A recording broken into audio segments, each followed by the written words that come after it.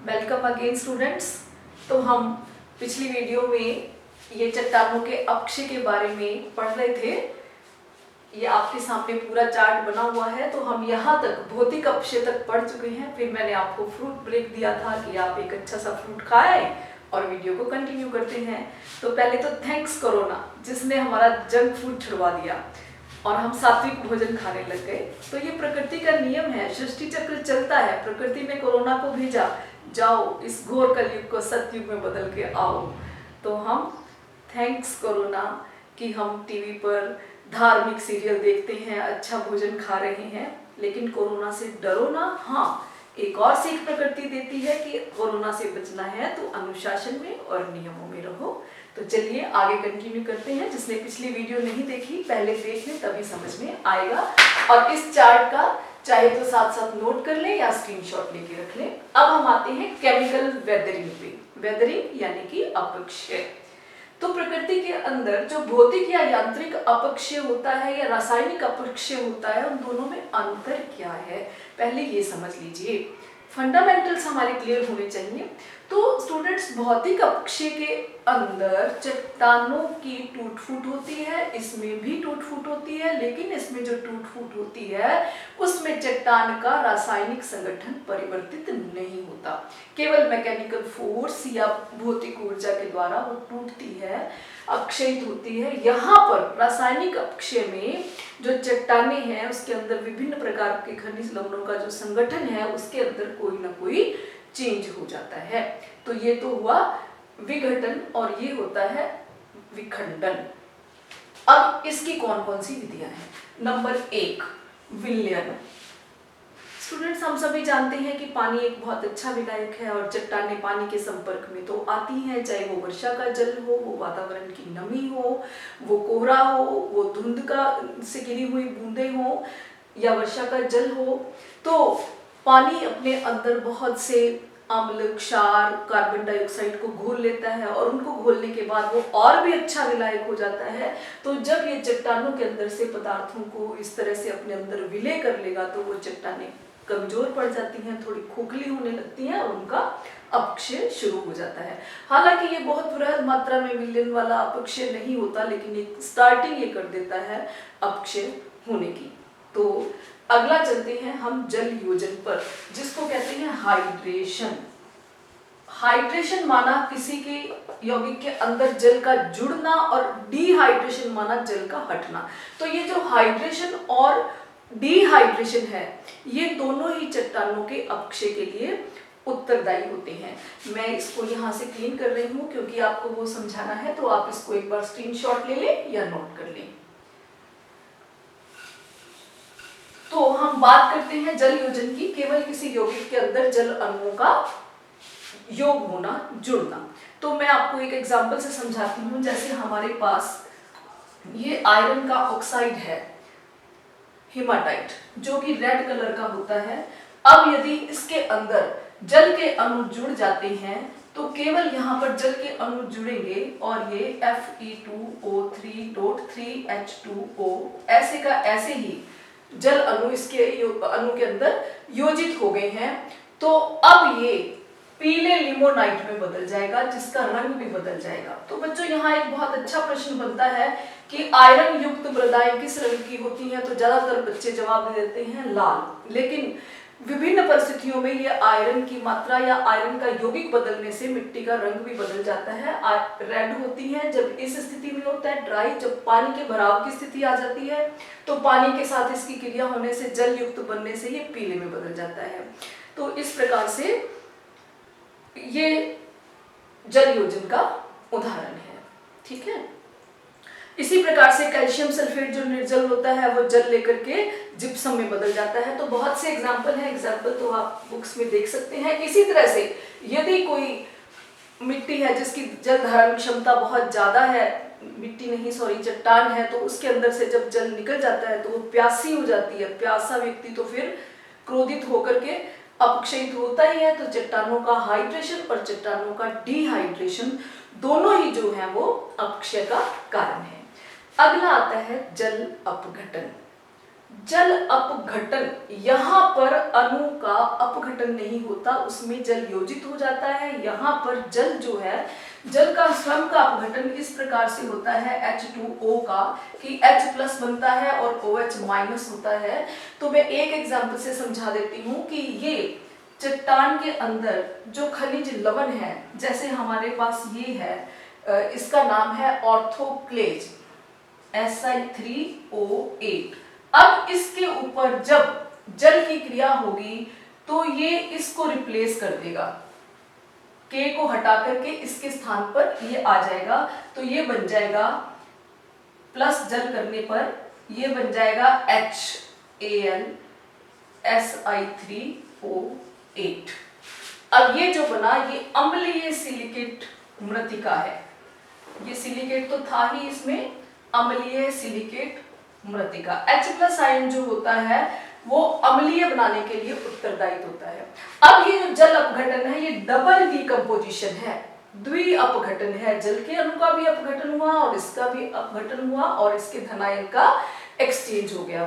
तो जहां पर पानी होता है, नमी होती है, वहां पर ये जल अपघटन की क्रियाएं होती हैं। अब मान लीजिए हमारे पास एक बहुत ही टाइट गुड़ की भेली है और आपने जो हमसे टूट नहीं रही है और हमने उसके अंदर धीरे धीरे जल की कुछ बूंदें मिला दी, वो जल किसके गया नहीं, वो उसके अंदर ही समा गया, तो वो क्या हो जाएगी, भुरभुरी हो जाएगी गुड़ की भेली, है ना, बड़े आराम से भुरभुरी हो जाएगी। तो ऐसे ही हमारे पास कोई एकदम से क्रोधित व्यक्ति आता है और उसको हम पानी पिला देते हैं तो वो एकदम से सॉफ्ट हो जाता है, नरम हो जाता है। तो हमेशा धर्म भी यही कहता है कि किसी प्यासे को पानी अवश्य पिलाए। तो ये चट्टाने पानी पी करके और उनके साथ विघटित होकर के अपक्षयित होना शुरू हो जाती हैं।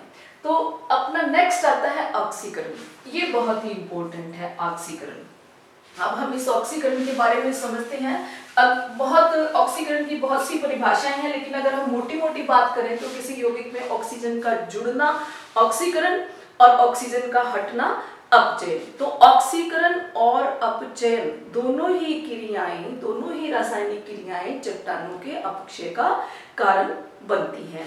अब ये ऑक्सीकरण भी वहां होता है जहां पर ज्यादा ऑक्सीजन के संपर्क में या वायु के संपर्क में आती हैं चट्टानें।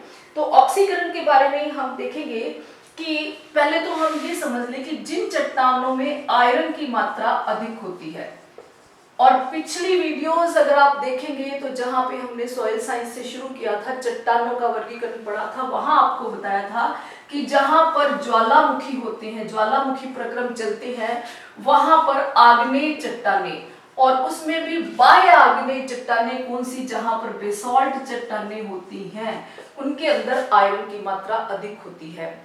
तो ये जो आयरन ऑक्साइड है मान लो या FeO है, ये जब ऑक्सीजन के साथ क्रिया करता है, अब ये चट्टानें बेसाल्ट बाह्य चट्टानें हैं तो ये वायुमंडल के संपर्क में आएंगी, जल के संपर्क में आएंगी, तो जल और वायु के संपर्क में आकर के इनके अंदर उपस्थित आयरन जो है उसका ऑक्सीकरण होता है। तो ये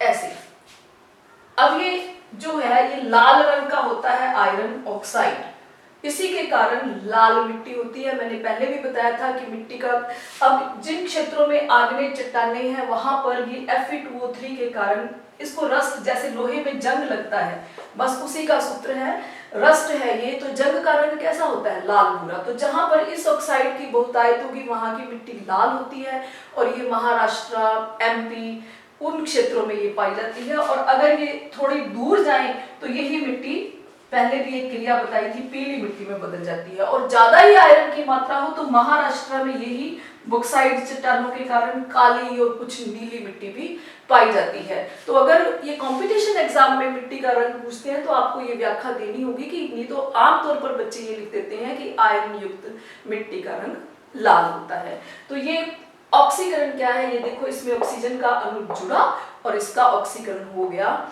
ऑक्सीकरण होने से इसकी घुलनशीलता बढ़ जाती है और इसका आयतन बढ़ जाता है, जिसके कारण इसका अपक्षय बहुत ही आसानी से हो जाता है। इसी तरह से अपचयन है, यदि इसी क्रिया को हम उल्टा कर दें इस तरह से कि इसमें से ऑक्सीजन पृथक हो गई तो ये अपचयन है।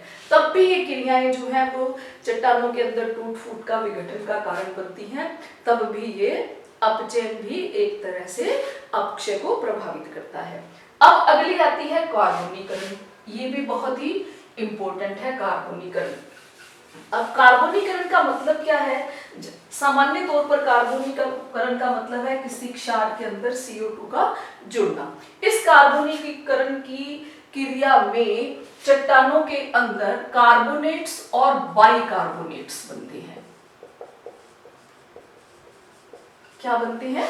कार्बोनेट्स और बाइकार्बोनेट्स बनते हैं इस क्रिया के अंदर। और इस कार्बोनीकरण में क्या होता है कि मृदा के अंदर जीवाश्म पदार्थ तो होते ही हैं, उनके अंदर कहीं कहीं उनके दरारों में या ऊपर पेड़ पौधे उगे होते हैं, सूक्ष्म जीवाणु रहते हैं, वो उनका भोजन होते हैं। तो जीवाश्म पदार्थ जब उसका अपघटन करते हैं तो CO2 बनती है। वही जो CO2 होती है ये जल के साथ मिलकर के कार्बोनिक अम्ल भी बना लेती है।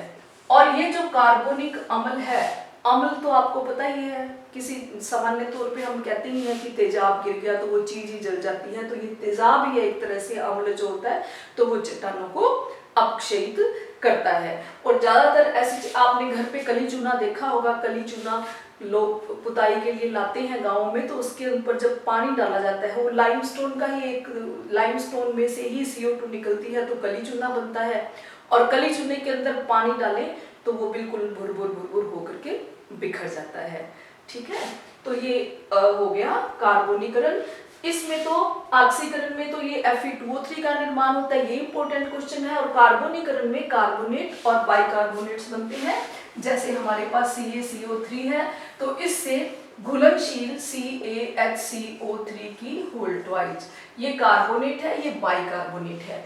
इसकी क्रिया से ये इसके अंदर जब इसकी क्रिया होती है तो ये बाइकार्बोनेट में बदल जाता है जो कि घुलनशील होता है, जिससे अपक्षय आसानी से हो जाता है। तो ये बात थी कार्बोनीकरण की।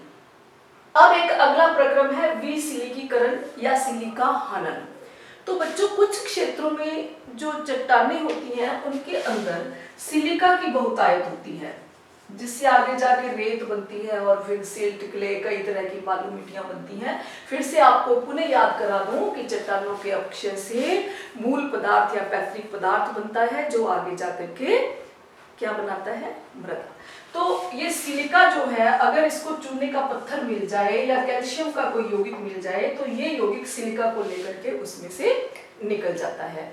तो इस प्रकार से जब उसके अंदर से, चट्टान के अंदर से कुछ निकल जाएगा तो उसमें रंध्र हो जाएंगे, छिद्र हो जाएंगे, दरारें हो जाएंगी और वो चट्टान टूट जाएगी, निर्बल हो जाएगी, कमजोर हो जाएगी। फिर एक है बेस एक्सचेंज। कभी कभी दो चट्टानें होती हैं तो एक चट्टान के धनायन दूसरी चट्टानों के ऋणायन से क्रिया करके निकल जाते हैं, तो फिर भी वो ऐसी स्थिति हो जाती है कि चट्टानों में से आयन निकल रहे हैं तो फिर भी वो चट्टान निर्बल हो जाती है। तो ये सारा था रासायनिक अपक्षय। अब हम अगले पे आते हैं जैविक अपक्षय। बहुत ही सुंदर तरीके से हम जैविक अपक्षय को समझेंगे। जैविक अपक्षय के अंदर सीधा कारकों पे चलते हैं। पहला कारक है मनुष्य। आज मनुष्य ने बहुत तरक्की कर ली है, विज्ञान ने बहुत तरक्की कर ली है, तो परिवहन के लिए सड़कें बन रही हैं, रेल के लिए मार्ग बन रहे हैं, पहाड़ों को काट करके, समुद्रों में चट्टानें काट करके बिल्डिंगें बनाई जा रही हैं। तो मनुष्य अपनी सुविधा के लिए या समाज के लिए भी, कभी कभी फायदे के लिए भी जो काम करता है, तो मनुष्य जानबूझकर वो चट्टानों को तोड़ते हैं। तो उसके बाद अन्य जंतु, मनुष्य के बाद जो प्राणी हैं, जैसे कोई चट्टानों के ऊपर बड़े जानवर चलते हैं तो कई बार उनके पैरों से भी बार बार चलने से चट्टानों पर निशान बन जाते हैं, वहां से चट्टान दुर्बल हो जाती है। फिर उसके बाद एक है बरोइंग एनिमल्स, बिलकारी, जो बिल बना करके रहते हैं। आप कई बार देखोगे पत्थर के अंदर छोटी सी बिल है और वहां पर चूहे जैसे एनिमल्स हैं। तो ये जो बिलकारी जंतु होते हैं वो चट्टानों के अंदर दरारें, सुरंगे, बिल बना करके रहते हैं, तो उनसे भी चट्टान जो है, बड़ी चट्टान के अंदर यदि दरार पड़ गई या सुरंग पड़ गई तो वो कमजोर होकर के अपक्षय करती है। फिर बारी आती है वनस्पति की, पेड़। तो बच्चों ये जो पेड़ होते हैं ये क्या करते हैं? चट्टानों के ऊपर मान लीजिए कोई पेड़ उग गया है ठीक है। अब ये पेड़ क्या करेगा, इस चट्टान के अंदर से कैल्शियम आयन, मैग्नीशियम आयन, इनका अपनी वृद्धि के लिए उपयोग कर लेता है। पहली बात तो ये निकल गई। दूसरी बात क्या है कि ये कार्बनिक अम्ल का निर्माण करता है। फिर वो चट्टान पे कार्बनिक अम्ल क्रिया करता है तो भी उसकी अपक्षय होती है। अब ये इसकी दूसरी बात ये है कि इसकी जो जड़ें हैं वो चट्टान के अंदर ग्रो करती हैं, धीरे धीरे चट्टान के नीचे जाती हैं, तो वो कठोर चट्टान को भी भेद करके पेड़ की जड़ें नीचे चली जाती हैं, जिससे चट्टान को वो निर्बल बना देती हैं। अब शिक्षा लीजिए, इसको अपना गुरु बनाइए। हमारे सामने कोई कठिन लक्ष्य होता है तो हम सोचते हैं कि हम तो बहुत ही कमजोर हैं, हम ये कैसे कर सकते हैं।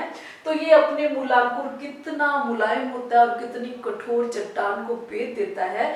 तो हम इसको अपना गुरु मान करके हम भी सोचें कि हमारी विषय वस्तु कितनी भी कठिन है, we should crack the examination. हमने अपने लक्ष्य को पाना है। अगर एक पेड़ की मुलायम जड़ एक कठोर चट्टान को क्रैक कर सकती है तो फिर हमारे लिए क्या मुश्किल है। हम हर एक विषय वस्तु को आत्मसात कर सकते हैं, उसको समझ सकते हैं। अब बात आती है कि इस पेड़ से पत्तियां गिर गिर कर भी इसके अंदर मिल गई, इस मृदा के अंदर मिल गई। अब ये मृदा क्या हो गई, उपजाऊ हो गई और पेड़ ग्रो कर रहा है। अब आगे की बात बड़ी इंटरेस्टिंग सुनिए कि इंद्र देवता इस पेड़ के पास आते हैं कि हे तरवर, हे वृक्ष, मुझे आपकी ये मिट्टी दे दीजिए। तो ये वृक्ष कहता है कि नहीं, मैंने तो ये मिट्टी खुद बनाई है, इसमें मेरी पत्तियां मिली हैं, इसमें मेरी मेहनत मिली है, मैं नहीं दूंगा। इंद्रदेव कहते हैं अच्छा तुम्हारी ये हिम्मत। वो जाते हैं वरुण देवता को, जल देवता को साथ लाकर तेज बारिश करते हैं।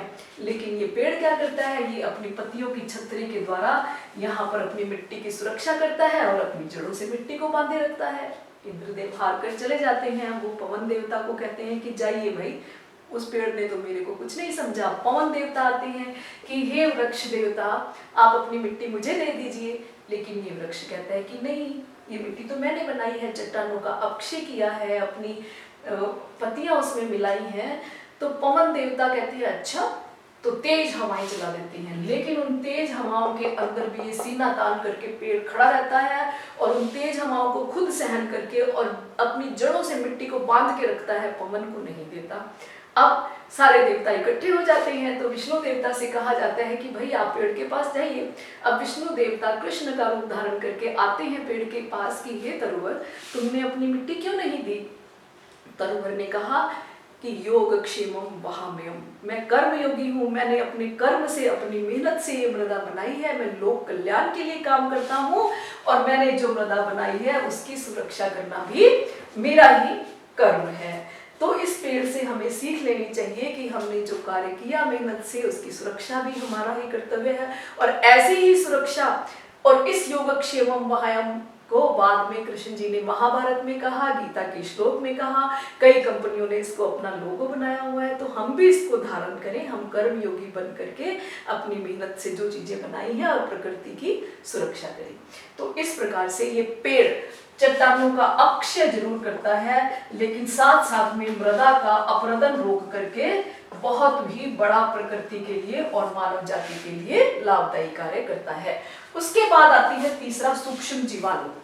ये जो सूक्ष्म जीवाणु होते हैं ये मृदा जीवांश पदार्थ में उपस्थित कार्बनिक पदार्थों को अपना भोजन बनाते हैं और बदले में वही कार्बनिक अम्ल का निर्माण करते हैं। एक तो वो उस चट्टानों में से अपना खाद्य पदार्थ ले लेते हैं, दूसरा उसमें अम्ल छोड़ते हैं। तो उन अम्लों के कारण चट्टानों का अपक्षय शुरू हो जाता है। तो इस प्रकार छोटे छोटे सूक्ष्म जीवाणु, एल्गी, फंजाई, माइक्रो जो एनिमल्स होते हैं वो इसके अंदर छोटे छोटे जीव भी चट्टानों के अपक्षय के लिए उत्तरदायी होते हैं। लेकिन अपरदन और अपक्षय अलग है, ध्यान रखना। अपक्षय का मतलब एक स्थानिक प्रक्रिया, अपने स्थान पर ही चट्टानों की टूट फूट होना, उनका परिवहन शामिल नहीं है। अपरदन का मतलब है कि वो चट्टानों का या मृदा का परिवहन होकर दूसरे स्थान पर चला जाना। तो ये वृक्ष जो है ये अपक्षय करके मृदा बनाते हैं लेकिन उसका अपरदन रोकते हैं। तो बच्चों, आज की इस वीडियो में हमने बहुत शिक्षाएं लेनी है। पिछली वीडियो भी जरूर देख लेना, तभी ये समझ आएगी। Stay healthy, stay home, wish you all the best, bye.